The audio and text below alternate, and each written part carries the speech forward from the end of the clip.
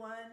This is Jonelle Ocloo of Lojo Immigration, where we provide you with confidence and clarity with your immigration legal matters. How's everyone doing? I hope you're all doing well, staying healthy in the midst of this coronavirus pandemic. Of course, I hope you're following instructions, be it washing your hands, keeping a physical distance, staying home. For those of you who are first responders or other essential workers, thank you so much for what you're doing to keep us all safe and healthy during this time. All right, folks. So, in fact, the coronavirus pandemic and immigration is the topic of this video. So some of you may be wondering what's happening to your immigration case in the middle of this pandemic. So I just want to give you a little bit of information about that, all right? First of all, USCIS is closed to the public. Now, like many other things with the pandemic, it is a moving target. We don't know if they will extend that date. We don't know if all the offices will open again to the public on the same day. Probably it may be a gradual rollout depending on what part of the country you're in and what the health situation looks like. We don't know yet.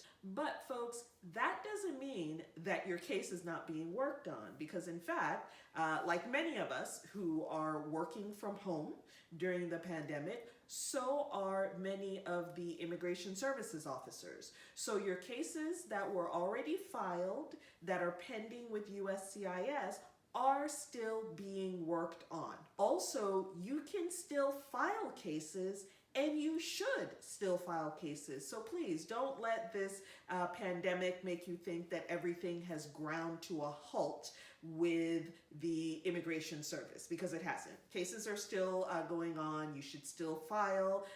If you're looking for assistance, please reach out to us here at Lojo Immigration. You can find us on the web, www.lojolaw.com. Okay? So what is different?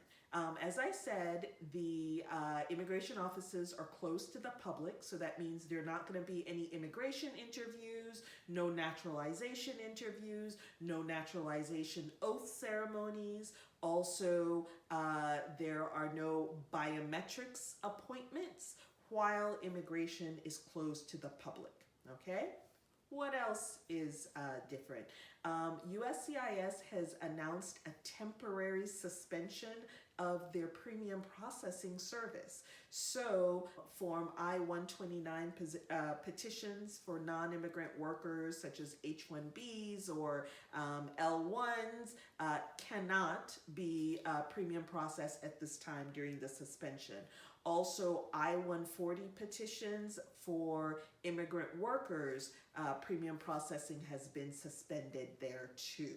Here's some positive news in the midst of this crisis, and that is USCIS has realized that this is a hardship on many people. So if you have gotten a request for evidence, that's the RFE, okay, or a notice of intent to deny, NOID, annoyed, or even if perhaps unfortunately your case has been denied and you have to respond to immigration, okay, either respond to the RFE or respond to the NOID or file a motion to reopen or some kind of appeal, if the notice was issued by USCIS anytime between March 1st and May 1st, meaning it came out in the midst of this pandemic, then you're going to get an automatic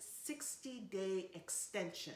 Okay, so say for example, you got an RFE that was issued sometime between March 1st and May 1st, okay, and they gave you a specific deadline for the RFE, then you will have an additional 60 days to respond to that RFE. All right, so there is some information that yes, USCIS is closed to the public. Nevertheless, immigration cases are being worked on, and if you are looking for assistance with filing your case with immigration, then by all means reach out to us here at Lojo Immigration. Okay, I hope this information has been helpful to you. If it has, please give the video a thumbs up. Don't forget to click to subscribe and look out for more videos from Lojo Immigration.